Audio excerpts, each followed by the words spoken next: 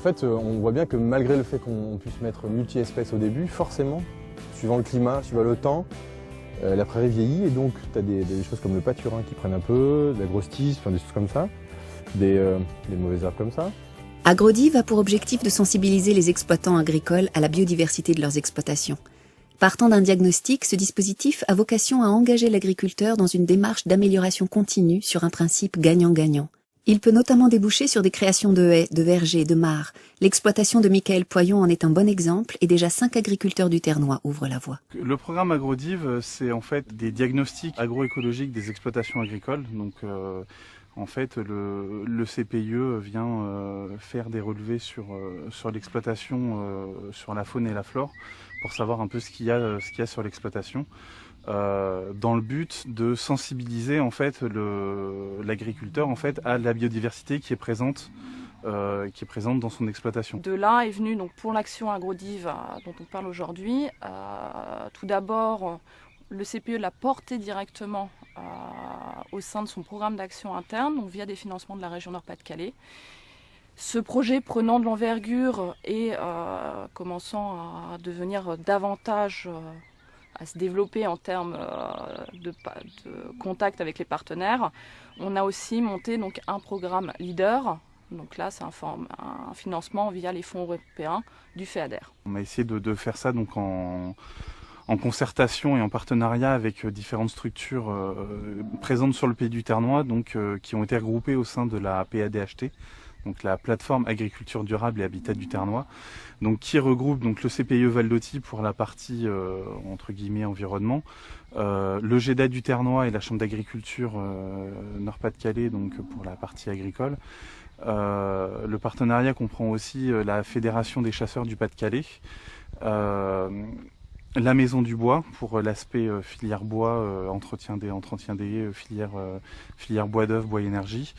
Et également le pays du Ternois donc pour l'aspect collectivité. Donc ici on est dans le verger, donc, avec des variétés locales en fait. Donc on profite des fruits, mais aussi on profite aussi du fait que ici ça permet à des oiseaux d'être assez présents en fait, et puisqu'il y a des abris, etc. Un petit coin un peu pas anecdotique, mais en tout cas un petit coin qui est pas forcément que pour la production, mais qui est là aussi pour, je dirais, un peu d'aménagement paysager autour de l'exploitation. Je perçois pas mon exploitation comme juste un outil où finalement on produirait. Donc on produit d'autres choses qui sont pas palpables, c'est-à-dire c'est pas de la matière première. On produit d'autres choses, on produit du paysage, on produit de la biodiversité, de la faune, de la flore. Et si finalement on s'interroge pas sur ce qu'on produit autour de ça, je pense qu'on trouve pas non plus de légitimité vis-à-vis de, je sais pas, des citoyens, des consommateurs, de nos voisins. Donc on a pris contact avec le CPIE. Le CPIE était en cette même démarche de dire mais est-ce que les exploitations peuvent participer à la création de valeur, en tout cas à la création de biodiversité ou en tout cas à la préservation. Et ça a consisté notamment de diagnostiquer finalement l'exploitation, où est-ce qu'elle en est, et puis qu'est-ce qu'on pouvait améliorer à terme, qu'est-ce qu'on pouvait faire comme action qui allait améliorer finalement le potentiel de cette exploitation autour et dans son territoire. Le GEDA du Ternois, le groupe de développement agricole local, qui est rattaché à la chambre d'agriculture, son rôle c'est d'être le partenaire local des agriculteurs dans leur travail de tous les jours, donc dans leur pratique on va dire historique de production, mais aussi de plus en plus dans l'accompagnement de ces agriculteurs qui ont à prendre de plus en plus en compte dans leur pratique les aspects environnementaux, les aspects réglementaires notamment, qui orientent et qui orienteront de plus en plus leur travail et leur pratique.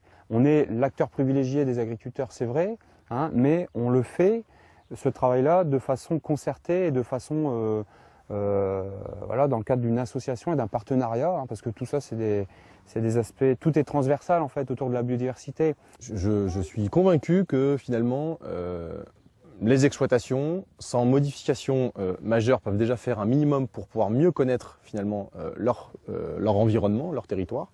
Et cette meilleure connaissance amène justement à mieux comprendre les enjeux et peut-être à mieux préserver finalement ce qu'il y a déjà autour.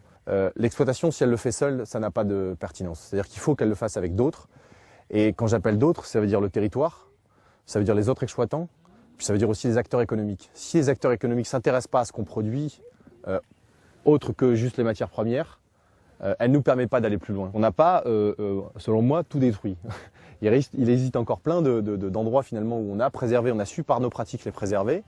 Maintenant, pour pouvoir finalement redonner souffle à cette préservation, il faut mieux comprendre en fait les interactions entre justement nos pratiques, l'environnement, etc. Moi, je suis un agriculteur qui touche des aides publiques. Les citoyens ont des interrogations sur nos pratiques et ce qu'on produit et ce qu'ils mangent, et finalement l'impact qu'on a autour de nous. Ça veut dire que j'ai le devoir aussi de répondre à ce questionnement. Mais pas seul en fait, parce que si on nous dit que finalement c'est que la responsabilité des agriculteurs, ça ne marchera pas. C'est bien une responsabilité collective.